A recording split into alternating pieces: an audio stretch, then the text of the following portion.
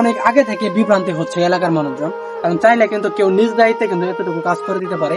এমনকি মেম্বার চেয়ারম্যানরা রয়েছে কিন্তু অনেক চেয়ারম্যান রয়েছে। এই রাস্তাটা অবশ্যই এমপির মাধ্যমে কিন্তু আসছে।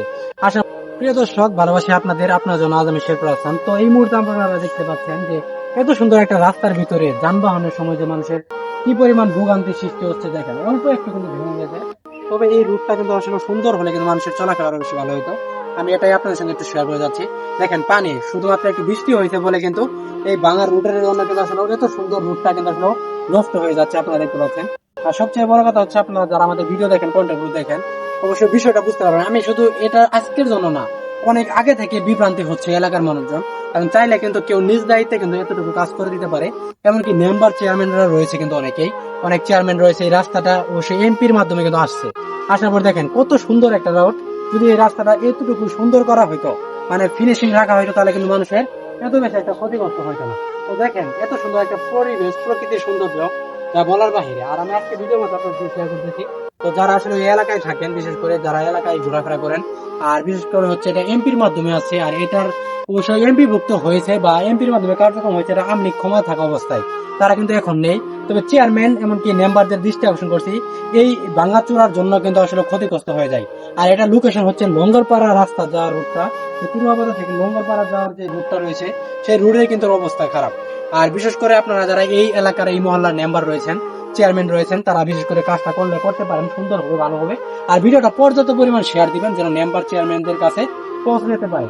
আর সবচেয়ে বড় কথা হচ্ছে, এত সুন্দর একটা দৃশ্য আপনারা দেখেন চারিদিকে, মানে এত সুন্দর একটা রাস্তা দেখতে পাচ্ছেন আপনারা, যে কত সুন্দর একটা রাস্তা যদি আপনারা দেখতে পারেন, তাহলে এই ভাঙাচোরা রুটটা এই অল্পটুকু কেন আপনারা ঠিক করবেন না? কারণ মাত্র কয়েকশো টাকা, মাত্র কয়েকশো না, মানে আমার মনে হয় যে 500 টাকা হলে মাটি দেওয়া যাবে এরকম কাজ। তো আপনারা যারা রয়েছেন দৃষ্টি আকর্ষণ করবেন আর ভিডিওটা পর্যাপ্ত পরিমাণ শেয়ার করবেন। আসলে এটার সঙ্গে ভোগান্তি হচ্ছে অনেক দিন থেকে মানুষ, আজকে না, আমার চোখে আসলো সেই কারণে ভিডিওটা করলাম। বিশেষ করে আমরা এগুলা কাজ নিয়ে করি না, কিন্তু আমরা কিছু কাজ করি, এটা একটা মানবিক কাজের মধ্যেই পড়ে। কারণ এই এলাকায় যারা চলাচল করে বিশেষ করে তারা কিন্তু আসলে ক্ষতিগ্রস্ত হয়। আমাদের ভিডিও যারা দেখেন, কন্টেন্ট দেখেন।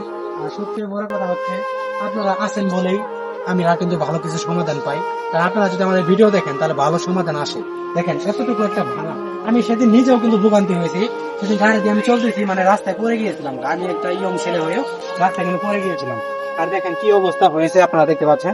সবচেয়ে বড় কথা হচ্ছে, ভোগান্তি আসলে আমরা চাই ভোগান্তি মুক্ত একটা বাংলাদেশ হোক, ভোগান্তি থেকে দূরে থাকি আমরা। আর এই মুহূর্তে ভাঙা রাস্তাটা নিয়ে কথা বললাম, ভাঙা রাস্তাটা যেন মেরামত হয়। সবাই ভিডিওটা পর্যাপ্ত পরিমাণ শেয়ার করবেন।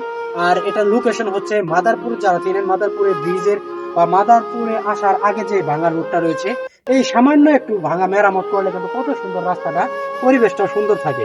তো ভিডিওর মাধ্যমে শেয়ার করলাম। তো যারা রয়েছেন শেয়ার করবেন। তো ভালো থাকবেন, সুস্থ থাকবেন। দেখা হবে নেক্সট নতুন একটা ভিডিওতে। আজকের মতো এখানে বিদায়। আল্লাহ হাফেজ।